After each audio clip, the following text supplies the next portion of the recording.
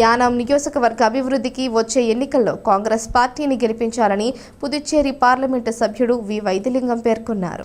Yanam black Congress party ఆధ్వర్యంలో స్థానిక కొత్త బస్టాండ్ ఎదురుగా దవులూరి కాంప్లెక్స్ ఆవరణలో వందలాది మందితో భారీ బహిరంగ సభ నాయకుడు కాటంశెట్టి రామ్మూర్తి, బ్లాక్ కాంగ్రెస్ అధ్యక్షుడు అర్ధాని దినేష్ ఆధ్వర్యంలో జరిగింది. ఈ సందర్భంగా ఆయన మాట్లాడుతూ, గతంలో కాంగ్రెస్ పార్టీ ప్రభుత్వం ద్వారా వందలాది కోట్ల రూపాయల ఖర్చుతో మౌలిక సదుపాయాలు జరిగాయని, ఆ విధంగా పుదుచ్చేరికి వందలాది కిలోమీటర్ల దూరంలో ఉన్న యానాం ప్రజల శ్రేయస్సే కాంగ్రెస్ ధ్యేయంగా పనిచేసిందన్నారు. మాజీ ప్రభుత్వ విప్ అనంతరామన్ మాట్లాడుతూ, కాంగ్రెస్ హయాంలో సోనియా గాంధీ, రాహుల్ గాంధీ, మల్లాడి కృష్ణారావుకు మంత్రి పదవిని ఇస్తే ఆయన పార్టీని మోసం చేశారని తీవ్ర విమర్శలు చేశారు. ఈ కార్యక్రమంలో మాజీ సీఎం నారాయణస్వామి, కాంగ్రెస్ ఎమ్మెల్యే ఎం వైద్యనాథన్, మాజీ రెవెన్యూ మంత్రి పెద్ద పెరుమాళ్, మాజీ ఎమ్మెల్యే కార్తికేయన్, దవులూరి పతి, రాజు తదితరులు పాల్గొన్నారు. కాంగ్రెస్ పార్టీలో చేరికలు నాయకులు కాటంశెట్టి రామ్మూర్తి, చెక్కల అరుణ్ కుమార్, శ్రీమంతుల శ్రీధర్, కోన సూరిబాబు, నందికొండ ప్రవీణ్, వీరబాబు, కొప్పిశెట్టి వాసు తదితరులకు ఎంపీ వైద్యలింగం కాంగ్రెస్ పార్టీ కండువా కప్పి పార్టీలోకి ఆహ్వానించారు. అంతకుముందు కాంగ్రెస్ పార్టీ ఆధ్వర్యంలో పట్టణ పరిధిలో భారీ ర్యాలీ నిర్వహించారు.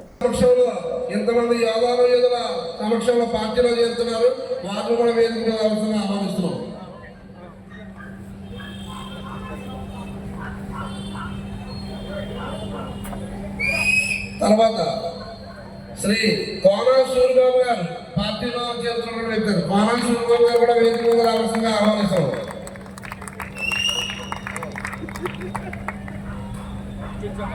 అలాగే నందికొండ ప్రవీణ్ గారు, శ్రీ నందికొండ ప్రవీణ్ గారు,